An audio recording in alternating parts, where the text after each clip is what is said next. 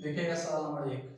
सवाल नंबर 1 है आपका x square minus 5x minus 14 बराबर का 0 का मूल ज्ञात करना है हमको। ठीक है, तो सबसे लास्ट वाला इसमें क्या है 14 माइनस का 14। इसको दो ऐसे फॉर्म में तोड़ना है कि गुना करने पर माइनस 14 आ जाए और जोड़ने पर माइनस का 5 आ जाए। तो इसको कैसे तोड़ा जा सकता है, माइनस 7 प्लस का 2। देखिएगा इसको जोड़ने पर माइनस का 5 आ जाएगा, गुना करने पर माइनस का 14 आ जाएगा। ठीक है, अब देखिएगा गौर से, ये हो जाएगा एक्स स्क्वायर माइनस का 7x प्लस का 2x माइनस का 14 बराबर 0। इसमें क्या किया जा सकता है, x को अगर हम कॉमन निकाल लेते हैं तो बचेगा x माइनस का 7 प्लस 2 को अगर हम कॉमन ले लेते हैं तो x माइनस का 7 बराबर 0। दोनों में कॉमन क्या है, x माइनस 7 कॉमन है, इधर हो जाएगा x प्लस 2 बराबर का 0। देखिए यहाँ से x का आपको दो वैल्यू प्राप्त होगा, पहला वैल्यू जो होगा 7 होगा और दूसरा वैल्यू जो होगा माइनस का 2 होगा। यही आपके सवाल का उत्तर 7 माइनस का 2।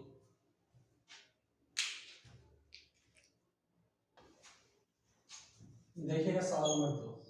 सवाल नंबर 2 है 0.369 पर बार को p बटा q के रूप में लिखना है। ठीक है, इसको p बटा q के रूप में लिखने के लिए सबसे पहले देखिएगा 369 को 369 लिख लेते हैं। इसके बाद जितने पर बार है यानी दो अंकों पर बार है तो यहाँ पे दो बार 9 लिख लेंगे। इसके बाद बार कितने अंकों पे नहीं है, एक अंक पे नहीं है तो एक 0 डाल देंगे।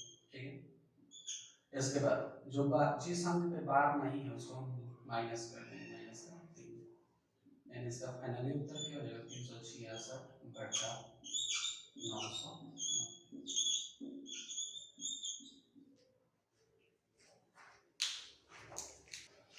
देखिएगा सवाल नंबर 3। सवाल नंबर 3 है आपका 16 वस्तुओं का क्रय मूल्य 14 वस्तुओं के विक्रय मूल्य के बराबर है, लाभ या हानि प्रतिशत ज्ञात करें।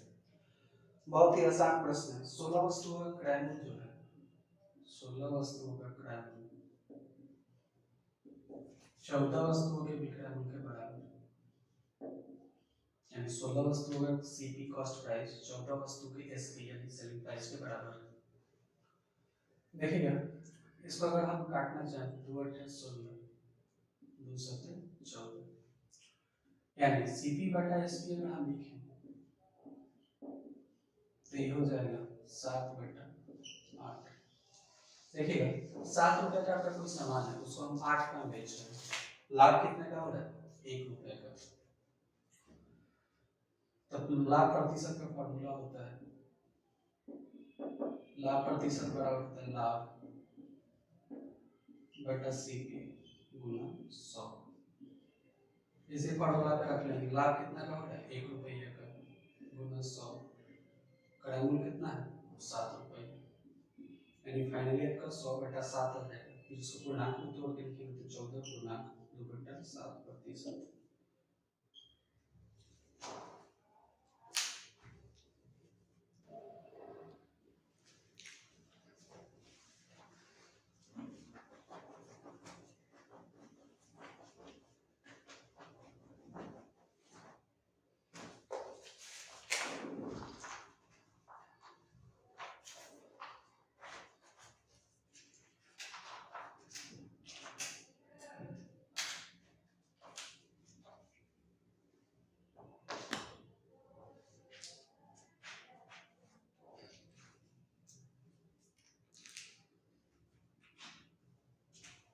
देखिएगा सवाल नंबर 4। सवाल नंबर 4 है आपका 18 और 36 का तृतीय समानुपाती ज्ञात करना। 18 और 36 का तृतीय समानुपाती ज्ञात करना। इसका फॉर्मूला होता है बी स्क्वायर बटा का ए। ठीक है, इस संख्या को हम ई मान लेते हैं, इस वाले संख्या को बी मान लेते हैं। ठीक है, फॉर्मूला पे रखेंगे बी स्क्वायर यानी 36 गुना 36 हो जाएगा, स्क्वायर मतलब दो बार लिखते हैं। ए क्या है 18, 18 दूना 36, 36 को 2 से गुना कीजिए कितना आ जाएगा, यानी सवाल का उत्तर क्या होगा 72।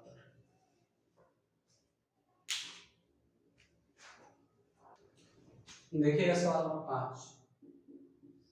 सवाल नंबर 5 है आपका 8 व्यक्तियों का औसत वजन 2.5 केजी बढ़ जाता है जब 56 केजी व्यक्ति की जगह एक नया व्यक्ति आ जाता है, तो नया व्यक्ति का वजन ज्ञात करना है। ठीक है, बहुत ही सरल प्रश्न है। इस प्रश्न को करने के लिए देखिए 8 व्यक्ति का वजन जो है कितना बढ़ जाता है 2.5 केजी बढ़ जाता है। ठीक है, 8 को 2.5 से गुना करेंगे कितना हो जाएगा 20 किलो, यानी 8 पर 2.5 किलो बढ़ा 20 किलो। और रिप्लेस किससे किया जाता है 56 किलो वाले व्यक्ति के, तो 56 सिंपली प्लस का 20। बहुत ही आसान सा ट्रिक होता है, जितने पर वजन बढ़े जितना बढ़े उसको गुना कर लीजिएगा, जो आपका नया व्यक्ति सॉरी जो पुराना व्यक्ति है उसमें जोड़ दीजिएगा। ठीक है, 56 में 20 जोड़ेंगे क्या आ जाएगा 76 केजी।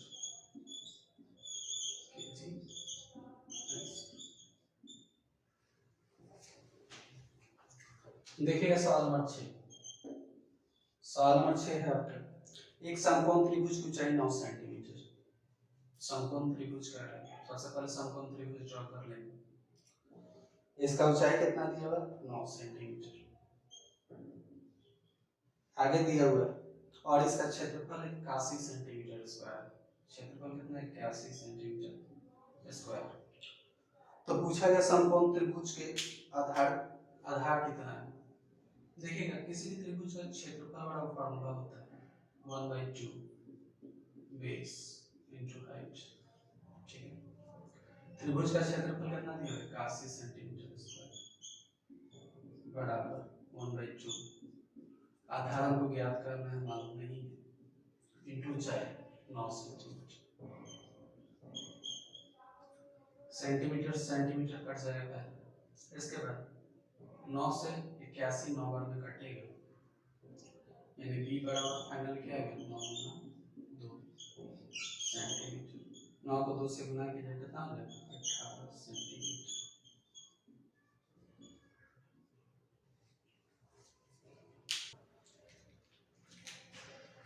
देखिएगा सवाल नंबर 7।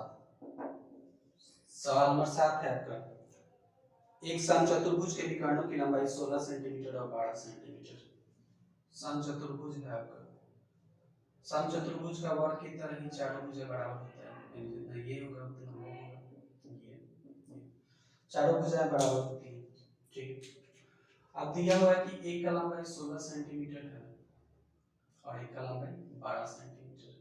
ठीक है, एक प्रॉपर्टी याद कर लीजिएगा कि समकोण त्रिभुज का जो विकर्ण है आपस को बराबर भागों में बांटता है। ठीक है, अब देखिए एक भुजा की लंबाई आपकी कितनी दी हुई थी 16 सेंटीमीटर, तो इसका आधा कितना हो जाएगा ये 8 हो जाएगा, ये भी 8 हो जाएगा। इसके बाद एक का 12 दिया हो तो ये 6 हो जाएगा, ये भी 6 हो जाएगा। ठीक है, अब इसमें से एक फिगर को हम बाहर निकाल लेते हैं, ये 6 है ये 8। आगे पूछा गया था कि भुजा की लंबाई, यानी इसका लंबाई आपसे पूछा गया, नाम दे दीजिए ए बी सी। हालांकि एग्जाम में नाम देने की कोई जरूरत है नहीं। देखिएगा समकोण त्रिभुज का फॉर्मूला होता है p square plus b square बराबर एच स्क्वायर। ठीक है, पी स्क्वायर यानी 6 का स्क्वायर कर लीजिएगा प्लस बी स्क्वायर 8 का स्क्वायर बराबर हो जाएगा एच स्क्वायर। ठीक है, 6 का स्क्वायर की जगह 36, 8 का स्क्वायर की जगह 64 बराबर एच स्क्वायर, या फिर एच बराबर आ जाएगा, देखिए गौर से 36 में 64 जोड़िएगा तो 100, स्क्वायर का इधर लाएंगे तो रूट अंडर का 100, यानी एच बराबर फाइनली आपका क्या है 10 सेंटीमीटर। यानी इस भुजा की लंबाई कितनी है 10, तो इसका भी भुजा का लंबाई कितना 10। देखिएगा सवाल नंबर 8। सवाल नंबर 8 है आपका एक आयताकार खेत के मैदान की लंबाई 140 मीटर चौड़ाई 90 मीटर है। आयताकार खेत, इसका लंबाई दी हुई 140 मीटर और और चौड़ाई जो दिए हुए 90 मीटर। सबसे पहले अब इसमें 5-5 मीटर पे क्या करना है, खंभा लगाना है, जो भी बैठे। देखिए सबसे पहले इसका निकालते हैं परिमिति। आयत की परिमिति वाला फॉर्मूला होता है 2 इंटू एल प्लस का बी, यानी पूरा लंबाई और चौड़ाई कितना ये पता करने का, 2 इंटू एल, एल कितना 140 मीटर प्लस बी कितना है 90 मीटर। देखेंगे 2 140 में 90 जोड़ेंगे तो आ जाएगा 230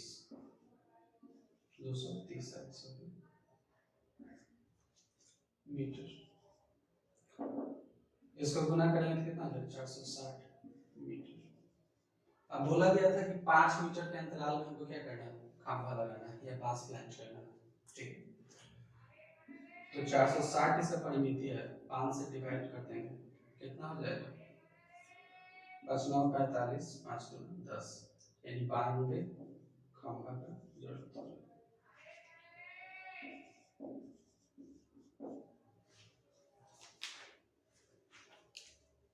देखिए सवाल नंबर 9, सवाल नंबर 9 है आपका, एक वृत्त की जीवा 8 सेंटीमीटर है तथा केंद्र एवं जीवा के बीच लंब की दूरी 3 सेंटीमीटर। एक वृत्त है आपका, इसका जीवा क्या है 8 सेंटीमीटर, और यहाँ से यहाँ तक distance according to your question दिया 3 सेंटीमीटर। पूछा गया था लास्ट में से वृत्त का त्रिज्या, यानी इसका लंबाई ज्ञात करना, ठीक है। लंब का प्रॉपर्टी होता है, गुण होता है कि ये 2 भागों में बांटती है जीवा को। तो अगर ये पूरा 8 है तो ये वाला 4 हो जाएगा, ये वाला 4 हो जाएगा, ठीक है। इस फिगर को हम बाहर निकाल लेते हैं और यहाँ पे समकोण त्रिभुज बनता है, ठीक है, समकोण बनता है। ये वाला का साइड कितना है 4, ये वाला का साइड 3, नाम दे दीजिए ए बी सी, ठीक है। पूछा गया था त्रिज्या, यानी इसका लंबाई पूछा गया है। सिंपल सा फार्मूला होता है समकोण त्रिभुज का p square plus b square, जो बराबर होता है किसके एच स्क्वायर के, ठीक है। पी का वैल्यू क्या है 3 का होल स्क्वायर, बी का वैल्यू क्या है 4 का होल स्क्वायर बराबर का एच स्क्वायर। 3 का स्क्वायर की जगह 9, 4 का स्क्वायर की जगह 16 बराबर का एच स्क्वायर, ठीक। 16 में कितना होता है 25 बराबर एच, इस स्क्वायर के इधर लाएंगे तो क्या हो जाएगा रूट अंडर, यानी h बराबर क्या हो जाएगा 25 को रूट से बाहर निकालेंगे 5 सेंटीमीटर।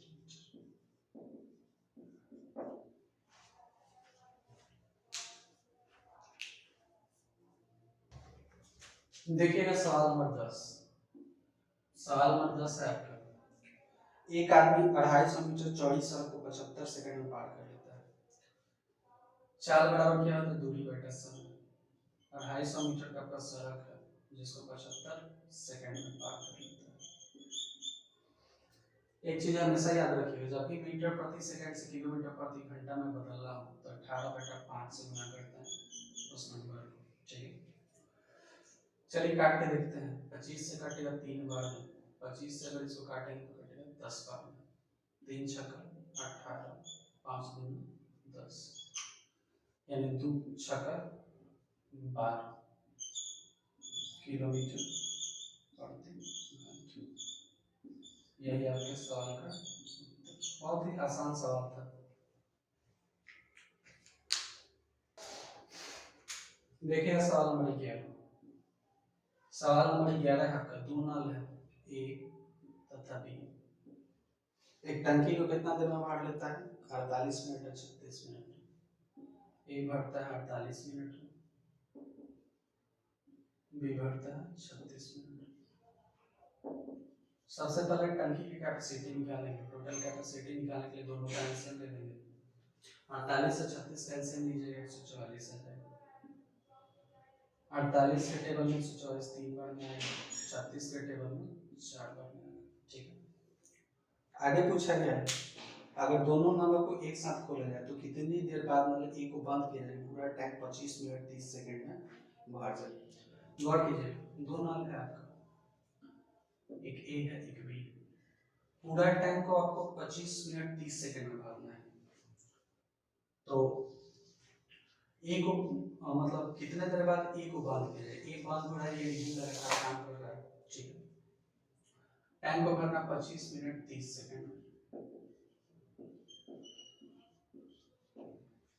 देखिएगा 25 को 25 ही छोड़ देते हैं, 30 सेकंड को अगर हम मिनट में बदलना चाहें, 30 सेकंड को मिनट में बदलना चाहें तो 30/60 काट लीजिएगा तो हो जाएगा 1/2, 25 गुना 50 एक 51/2, यानी 51/2 मिनट तक जो है बी आपका लगातार चलेगा। बी का स्पीड क्या है 4, गुना 4 कर लेंगे, 2 दूना 4, 51 दूना कितना होता है 102, यानी 102 यूनिट काम जो है वो अभी अगर 25 मिनट 30 सेकंड तक लगातार चलता रहे तो 102 यूनिट टैंक जो है आपका भर देगा।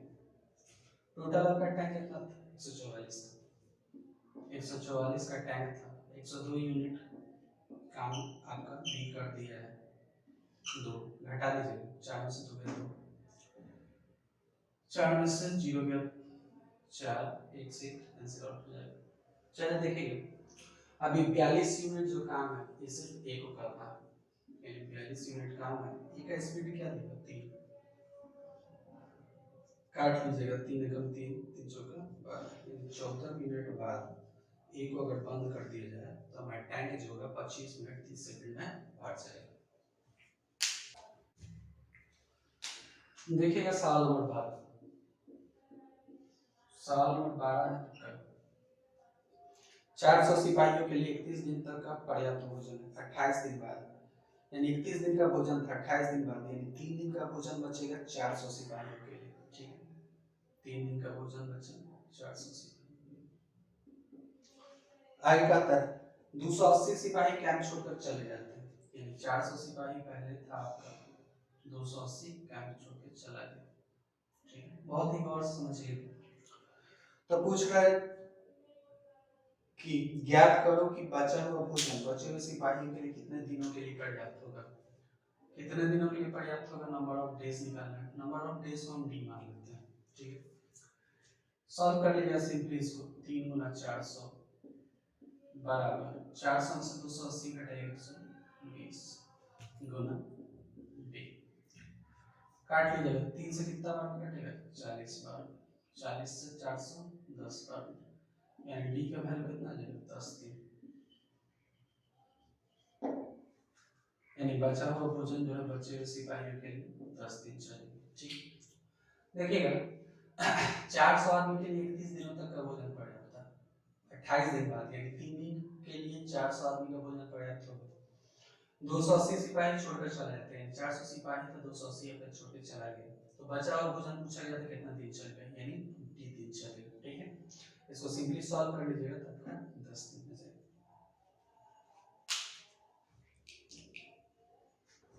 देखिएगा सवाल नंबर 13, सवाल नंबर 13 है आपका, एक वर्ग की भुजा 40% बढ़ा दी जाती है, ठीक है। लिख लीजिएगा इसमें साइड साइड स्क्वायर, ठीक। क्योंकि वर्ग का जो क्षेत्रफल होता है वह भुजा का स्क्वायर होता है, ठीक है। कह रहा है कि 40% बढ़ा दिया जाता है, गौर कीजिए 40%, 40% को अगर हम फ्रैक्शन में लिखना चाहें तो 2/5 लिख सकते हैं, यानी पहले आपका भुजा जो था वो 5 था, अब 2 बढ़ा दिया गया, यानी 7 कर दिया गया। पहले केस में भुजा क्या था 5, तो क्षेत्रफल क्या हो जाएगा 25, ठीक है। फिर कहता है कि 40% बढ़ा दीजिए, यानी 5 में 2 जोड़ दीजिएगा तो 7, क्षेत्रफल कितना हो जाएगा 49। देखिए फर्क कितना का पड़ा 24 का फर्क पड़ा, 24 का फर्क पड़ा किस पे 25 पे, गुना का 100, 25 में 4 बार 100 आता है, 24 को 4 से मल्टीप्लाई कर लीजिएगा 96 प्रतिशत आपके इस सवाल का